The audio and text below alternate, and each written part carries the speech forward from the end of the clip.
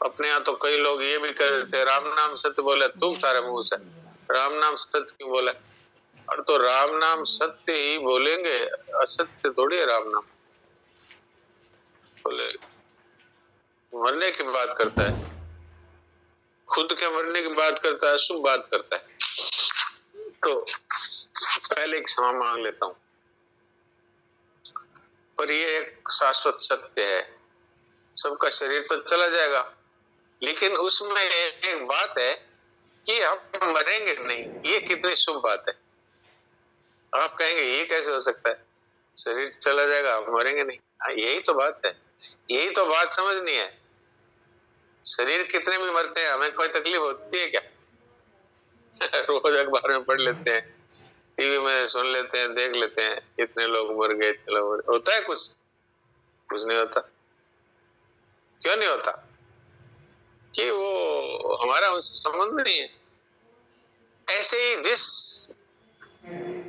व्यक्ति का अपने शरीर से संबंध टूट जाता है, वो जीवित रहता है, मरता नहीं, बल्कि वो विशेष जीवित रहता है, और वो कभी नहीं मरता, और वो जीते जी अमर हो जाता है। ऐसी बात आपको बताई जाती है। वो बात ये है कि एक दिन ऐसा आएगा सभी के जीवन में, जिस दिन इस शरीर से प्राण चले जाएंगे। प्राण जाते ही हमारे ही घर वाले वो हमको आंगन में शरीर को ले जाकर लिटा दे, और आस पड़ोस के और सगे संबंधी इकट्ठे होकर के कहेंगे भाई जल्दी करो जल्दी करो, और वो बांस ले आएंगे और रस्सियां ले आएंगे, और वो एक ऐसा वाहन आपको ले जाने के लिए बनाएंगे जिसको अर्थी कहते हैं। अर्थी, वो अर्थी सीढ़ी वो बना देंगे, तो उस पे इस शरीर को लिटा देंगे। ये इसी शरीर के साथ ये एक दिन होना है। तो आज यदि हम इसकी कल्पना करें तो हम मर नहीं जाएंगे, अशुभ कुछ नहीं होगा, पर एक बहुत बड़ा लाभ होगा। एक बार कल्पना करें कि भाई ये शरीर में से प्राण निकल गए, तो परिवार के लोगों ने उठा करके भाई आंगन में सुला दो, चारपाई पे या बेड पर पड़े रहने को अशुभ मानते हैं कि भाई नीचे सुलाओ नीचे सुलाओ। यानी ये धरती से बना हुआ शरीर है, इसको धरती पे लिटाना ये शुद्ध है, बाकी ये बिस्तरों पे रखना अशुद्ध माना जाएगा। तो अब नीचे लिटा देते हैं, आंगन में ले जाके लिटा दे। तो कल्पना करिए कि हम उसको देख रहे हैं, एक दिन ऐसा आएगा कि हम उसको देखेंगे। हमारे अंदर की आंखें भी है जिससे हम देख सकते हैं। जैसे आप यहाँ से अभी कलकत्ता की सड़क को देख सकते हैं मन ही मन, जहाँ आप पहले गए हुए हैं वहां की सड़क को आप देख सकते हैं। जो हरिद्वार गए हैं वो हरिद्वार का वो घंटाघर और पुल और गंगा जी का मंदिर और वो गंगा बहती हुई देख सकते हैं। ऐसे ही जब शरीर चला जाता है तब भी हमारा जो चेतन स्वरूप है वो देखता है कि भाई लोग इकट्ठे हो रहे हैं, कोई रो रहा है, कोई हंस रहा है, कोई बोल रहा है, कोई कोई बातें कर रहे हैं, कोई ये कह रहे हैं भाई जल्दी करो लेट हो रही है लेट हो रही है। तो वो जो आप स्वयं शरीर से अलग शरीर को देख रहे हैं वो है आप, शरीर आप नहीं, वो आप हैं। तो इस बात का यदि आज हम अनुभव कर लेते हैं तो हम महात्मा कहलाएंगे, और उस अनुभव को जो हमेशा के लिए अपने जीवन में उतार लेता है उसको फिर मृत्यु का भय नहीं रहता। क्यों? वो मरेगा ही नहीं। अरे भाई मरेगा तो शरीर, वो तो मरेगा ही नहीं, कभी नहीं मरेगा। तभी तो संतों ने कहा अब हम अमर भये न मरेंगे। क्यों नहीं मरेंगे? तो भाई मरता है शरीर, हम तो कभी नहीं मरे, आज तक नहीं मरे। अनादिकाल से हम हैं, भगवान से हम बिछड़ गए और संसार में शरीर को और संसार को अपना मान लिया, इसलिए भटक रहे हैं। अब जिसने शरीर और संसार को अपना मान लिया, वो इसके लिए पाप भी करते हैं और पुण्य भी करते हैं। और पाप और पुण्य का फल भोगने के लिए बार बार जन्मते हैं, मरते हैं, अलग अलग योनियों में जाते हैं, अलग अलग सुख दुख भोगते हैं। तो आज आप और हम छूट सकते हैं इससे, इतनी बात से, इतनी सी बात से कि मैं अलग हूं। तभी मैंने एक दो दिन पहले ये बात कही थी कि हमारा स्वरूप है वो एक दीपक की लौ के समान है, वो हमारा स्वरूप है। अब दीपक की लौ है, वो उसका क्या है भाई? कोई अपना है, कोई कुटुंब है, कोई कामना है, कोई ममता है, कोई बंधन है? आप कहेंगे उसकी क्या बंधन है, उसको तो पता ही नहीं है। पर हमारा जो स्वरूप है वो दीपक की लौ के जैसा प्रकाशमान तो है, लेकिन उसके अंदर सोचने की, समझने की और जानने की शक्ति भी है। उसको चेतन कहते हैं, चेतन।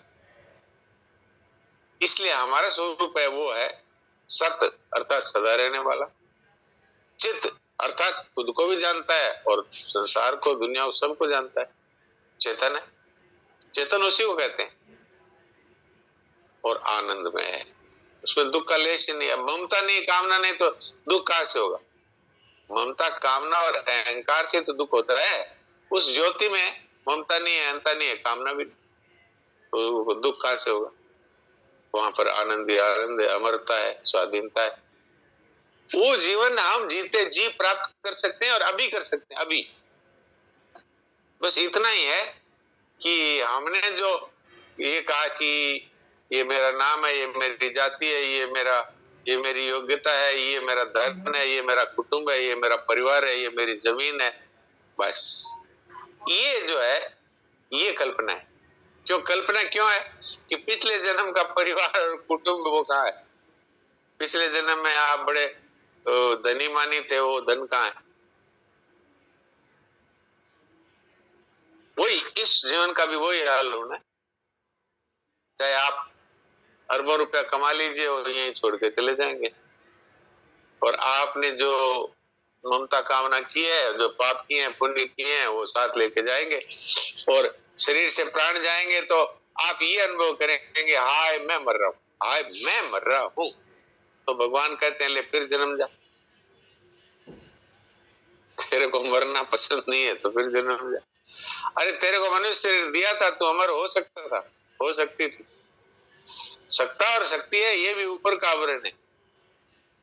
वास्तव में न तो कोई स्त्री है न कोई पुरुष है, एक परमात्मा का चेतन अंश है जो कि एक प्रकाश स्वरूप है, अमर है, स्वाधीन है। उसका अनुभव हम नहीं करते। क्यों नहीं करते? हमने इसी को सच्चा मान लिया। ये मेरा नाम है, ये मेरी जाति है, ये मेरा पति है, ये मेरी पत्नी है, ये मेरा भाई है, ये मेरी बहन है।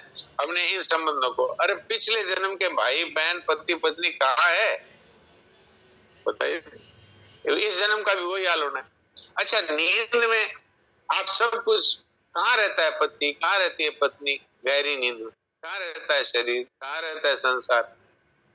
यही हाल हो जाएगा मृत्यु में, कोई नहीं रहेगा, कुछ नहीं रहेगा। फिर वो जीव है जो अपने पाप और पुण्यों को साथ लेके मरता है, मैं करता मरता है, तो मैं करता ही जन्म जाता है। वो कर्मों के अनुसार कुत्ता, गधा, घोड़ा, चील, कौवा, कबूतर, कीड़ी मकोड़ी, चूहा, बिल्ली, पता नहीं क्या बनता है। वो भुगतते भुगतते 84 लाख योनियां, फिर भगवान कृपा करके मनुष्य शरीर देते हैं। शायद इस बार ये अमरता का अनुभव करेगा। वो सब हमको मिला हुआ है, वो शरीर जिसमें हम अमरता का अनुभव कर सकते हैं और अभी कर सकते हैं।